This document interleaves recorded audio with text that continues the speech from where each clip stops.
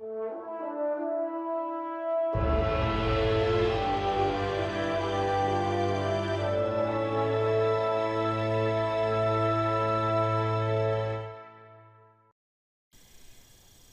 podcast is on the suffragists and the suffragettes.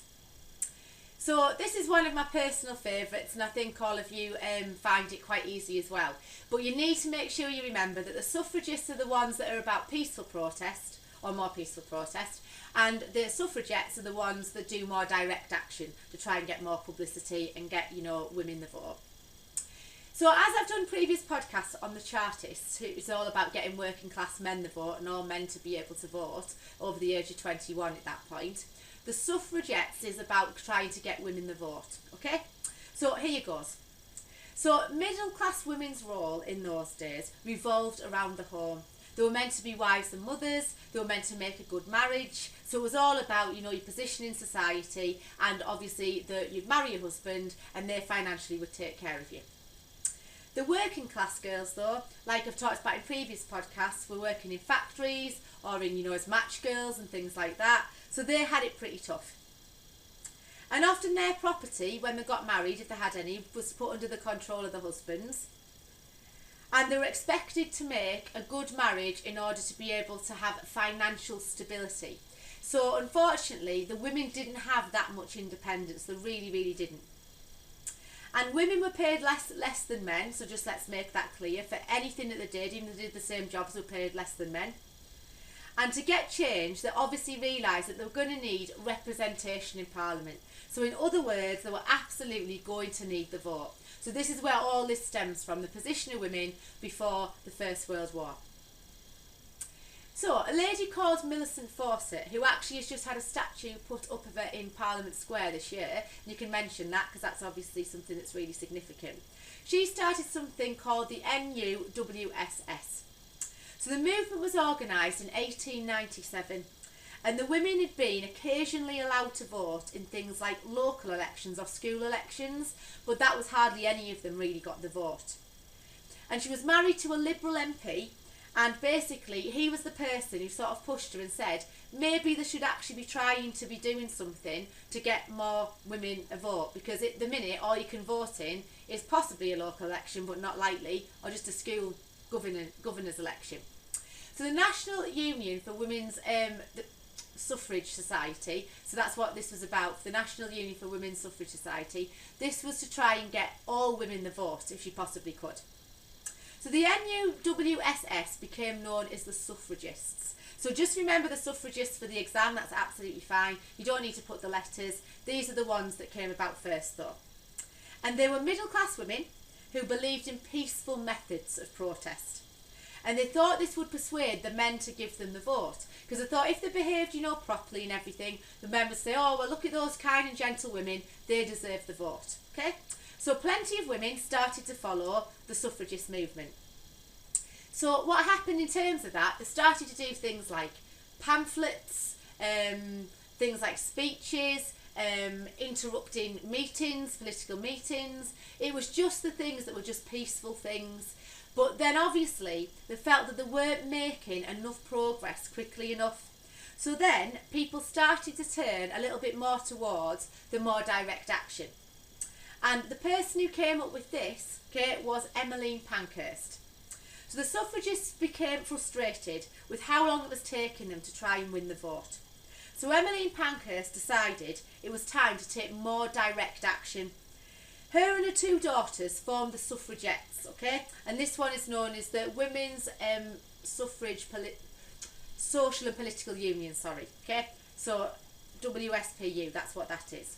So what happened was, in terms of the suffragettes, oh, I'm not happy with this, I'm going to start this one again.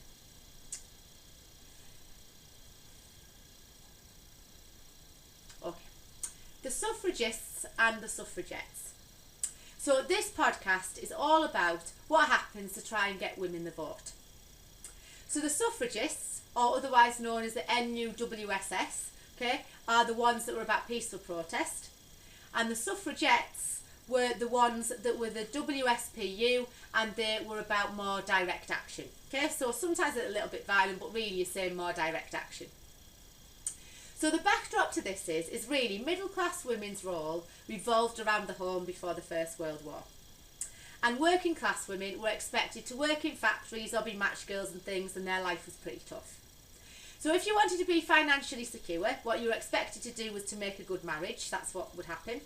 And if you got married, the idea would be that you would have a property in terms of this that, you know, you might have inherited or something, and then it would go to your husband. So really it was difficult for women to have any sort of independence whatsoever. It was really, really tough for them. So women were paid less than men for any job that they did, even if it was the same as men. And to get change, they realised pretty soon that they needed representation in Parliament. So in other words, they absolutely were going to need the vote. So let's look at then what the suffragists first of all did to try and get the vote. So Millicent Fawcett and the suffragists, this movement was started in 1897. The women had been basically occasionally allowed to vote in maybe a school election or something like that, but they didn't have a national vote, so they needed to try and push for that. So she was married to a Liberal MP, and he actually said to her, you know, you should try and do more to try and get women the vote, so he was, you know, supportive of her. And the NUWSS, or the suffragists, were middle-class women who believed in peaceful methods of protest. And the reason why they believed in the peaceful methods of protest is, quite honestly, they thought if they went in, you know, in a nice sort of ordered manner, then what was going to happen is the men were going to say, oh, how lovely the women are, look, we need to treat them better, let's give them the vote. But you'll soon see that they don't actually make that much progress. So because they were getting a little bit frustrated, some of the suffragists, because no progress was being made, Emmeline Pankhurst set up something called the WSPU, which is the Suffragettes. So what happened was Emmeline Pankhurst and her two daughters, decided that they needed to take more direct action. And they believed in a saying called deeds, not words, So they thought these words, you know, and going and speaking to Parliament weren't doing anything. They needed to take more forceful direct action. And by 1907, many were involved in militant tactics, So they moved away from the suffragist movement to the suffragette movement. And you're going to see the differences about those here. So just so that we are aware as well, another thing that was around at the time was the Women's Freedom League. And they didn't believe in violent methods, more direct methods of protest at all. And they campaigned for the vote and equal pay. But when the First World War started, they didn't help the suffragists and the suffragettes to try and, you know, get behind the war effort, because these women were also in the Women's Freedom League. They were pacifists, so they basically didn't believe in war. So the colours of the suffragette movement, and it's on my school bag, so I'm sure you've probably seen it at some point. Purple was for dignity, the green was for hope, and the white was for purity. So that's what it stood for. And lots of people got behind this movement. So what sort of methods then did they both do? Because you might be asked to sort of compare them. So the suffragists, first of all, they got political contacts to lobby MPs, because obviously you found that Millicent Fawcett was married to an MP, so that helped them get some political, you know, sort of leverage going on there. Also, they pledged support to MPs that they would vote for them if they allowed them to have the vote. So they were hoping that they would go, oh yeah, that's a good idea, and then obviously given the vote, then they'd be able to vote for those MPs. They did speeches, they did petitions, they did pamphlets. They wrote a whole pilgrimage from Carlisle to London, so they went for ages to be able to walk there and get that. Go and show that they were willing to, you know, do those sorts of things. So the suffragist methods were very, very peaceful. But the suffragette movement had a completely different take on things. They thought if they were going to be taken seriously, they needed to do things that people would stand up and take notice of. So they heckled members of Parliament during speeches, and the demonstrations were done outside of the House of Commons. So they start shouting outside the House of Commons, you know, because obviously they felt that they needed the vote. They do stone throwing, so they start throwing stones through, you know, the window of like Selfridges they did at one point, or any of the big department stores and things, just to try and get some publicity. And also they were constantly smashing windows of anything they could find, really.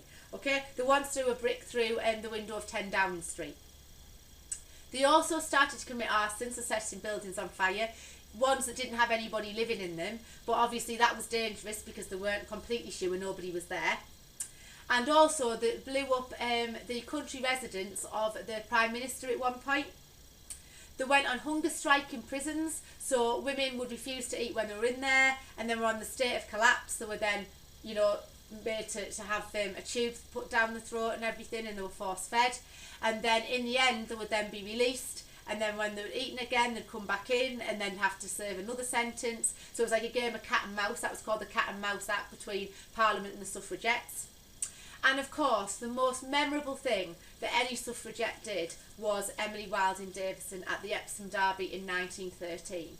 Because she was so determined that women should have the vote, she tried to put a scarf, a suffragette scarf, around the neck of the King's horse, and unfortunately she was kicked in the head and she fell into a coma and she died 4 days later. So it was something that captured the world's attention, and that really did help move the suffragettes movement forwards. And her grave is actually in Morpeth, and on her grave it says deeds not words, for she made the ultimate sacrifice for women to try and win the vote. Now, it wasn't as straightforward as that though, because obviously what happened was, after the suffragette movement in 1913, it would have still been going on if it hadn't been for the outbreak of the First World War. So the women became known as the angel of the factories in the First World War. And the suffragettes and the suffragists both threw the support behind this. So lots of them were working in munitions, they were collecting things to send to men to the front, they were helping in campaigns to recruit men and things as well. And basically all of the work that they did in the war and how well they did in taking on men's jobs did help some of them to get the vote in 1918. So in 1918, who got the vote then? Well, women 30 plus got the vote, and the women who were 21 plus with property, and that was very, very few of those obviously, because most of them were either married and the property had gone to the husbands, or they came from working class or lower middle class backgrounds, so they didn't actually have any properties. And by 1928 though, women had equal voting rights to men. So all women and men over the age of 21 in 1928 could vote. So what's the significance then of the suffragettes movement? Well, the main significance is it put the women on the map, and World War I did an awful lot to obviously, improve the reputation of women and allow them to be able to get the vote. But it's important to remember that later on, in the 1960s and 70s, early 70s, there was a feminist movement in Britain, and a reason behind this is what the suffragettes had done. So because of the suffragettes, in the 1960s, there was an increased number of women in higher education, so that was really significant. And also there became an opportunity for 24-hour childcare, which allowed these women to actually be able to do, things that they wanted to do in terms of going out to work, enjoying themselves and things, so that gave them a bit more freedom and independence. Also, free contraception became available for married and unmarried couples, so that was really important as well. And abortion, so that women suddenly got, in the 1960s, the right to choose in terms of having a legal abortion. Something that really moved them forward as well was the Sex Discrimination Act, so no woman could be not employed just on the basis of the fact that she was actually a woman. And also there was the Equal Pay Act, and the Equal Pay Act is all about that men and women who do the same jobs should get exactly the same wages. So what I'm trying to say in terms of this movement is the suffragists and the suffragettes, those groups of women really started to push for women to try and get the vote. And because of that, women have continued to sort of fight to, be seen as more equal, and that was still going on in the 1960s and the early 1970s.